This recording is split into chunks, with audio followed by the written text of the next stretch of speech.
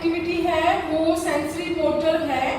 और जो मैंने ये एक्टिविटी करवाने के लिए जो ये मटेरियल लिया है वो ये पुरानी बुक्स है, उनको इस तरीके से सीधा खड़ा कर दिया है और बीच में ये टॉवल को बिछा दिया है। इस शेप में टॉवल को बिछा दिया है।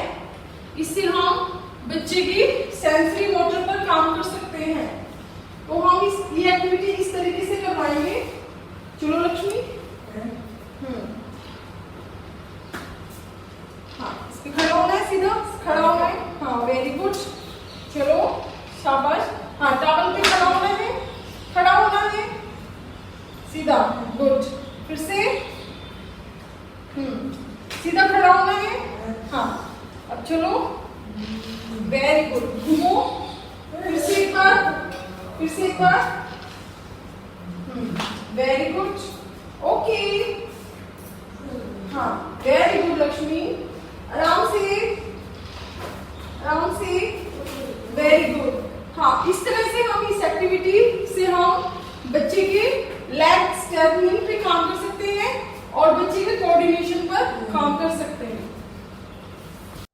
Break Free Solutions brought to you by EI Labs and Project Discovery.